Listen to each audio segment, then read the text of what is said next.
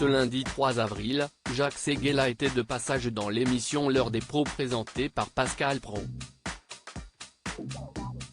Au cours de son émission, le journaliste a reçu Jacques Séguéla qui a évoqué la fin de vie de Bernard Tapie, décédé en 2021.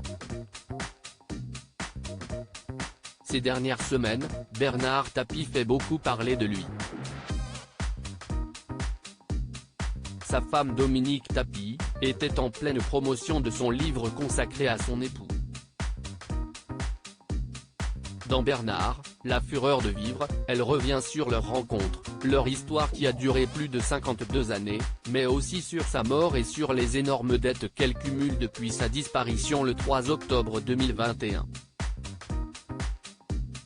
En effet, l'homme d'affaires s'est battu contre un double cancer pendant plusieurs années.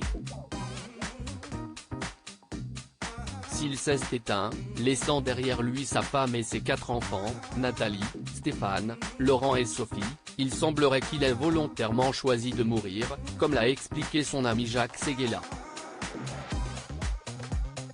Jacques Séguéla explique pourquoi Bernard Tapie se serait laissé mourir ce lundi 3 avril. Jacques Séguéla était invité dans l'émission L'heure de pros, présentée par Pascal Praud sur CNOU.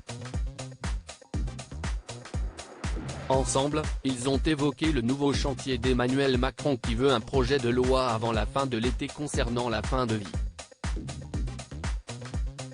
L'occasion pour le journaliste de revenir sur les derniers instants de son ami Bernard Tapie. À ce sujet, le publicitaire a fait une révélation inattendue. Si est-il lui qui s'est débranché, assure-t-il. Il développe. Il s'est débranché quand il a eu le résultat de son procès et qu'il a su que, de toute façon, il ne retrouverait jamais son argent.